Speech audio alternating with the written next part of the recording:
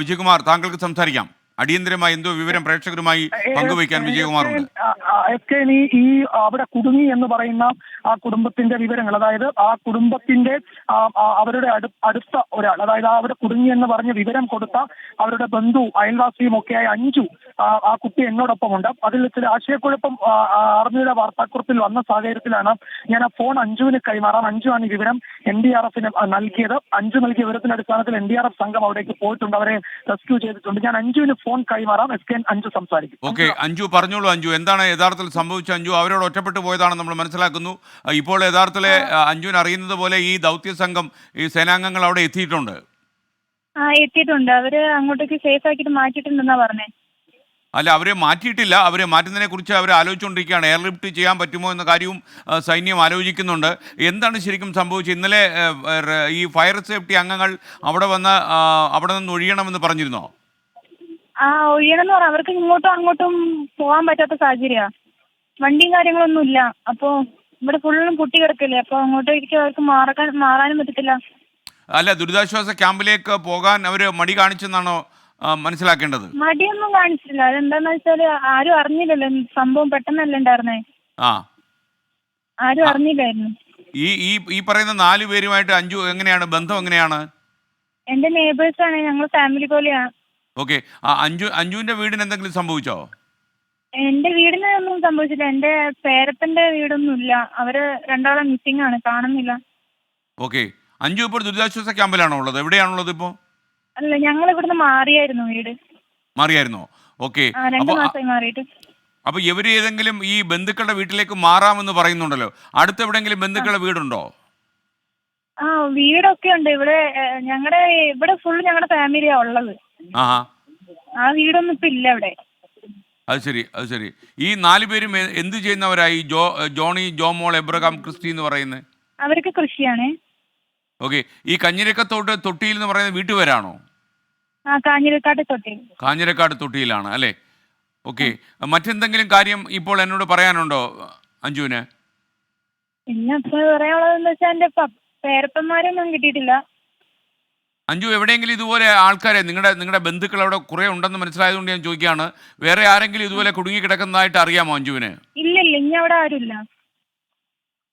അവരെല്ലാരും മാറ്റിയിട്ടുണ്ട്. അഞ്ജു, ഒരു കാര്യം കൂടി, ഇത് 4 പേരാണോ 5 പേരാണോ? അതിന് മൊത്തം 6 പേരാ. 6 പേരാ? ഈ ഒറ്റപ്പെട്ടു പോയതിൽ 6 പേരുണ്ടല്ലേ? അതെ.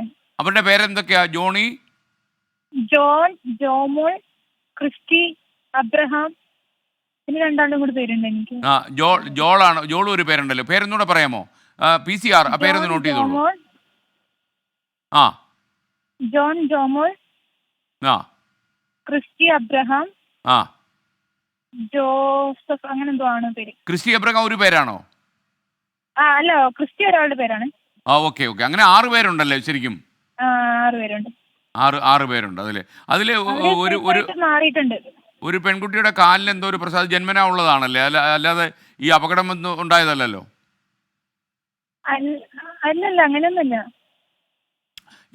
ഇപ്പോ അഞ്ജു, ഒരു കാര്യം കൂടെ, ഈ വീട്ടിൽ ഇപ്പൊ ഈ 6 പേരുണ്ട്. നമ്മളിപ്പോ ഈ ദൃശ്യത്തിൽ ഈ വീട് കാണാൻ പറ്റും. ഈ വീട്ടിൽ ഈ 6 പേരും ഉണ്ടോ ഇപ്പോ? ഉണ്ട്, സേഫായിട്ട് മാറിയിട്ടുണ്ടല്ലേ? ഓക്കെ. അപ്പൊ അഞ്ജു ഇപ്പൊ എങ്ങോട്ടാ പോകുന്നത് ഇനിയിപ്പോ?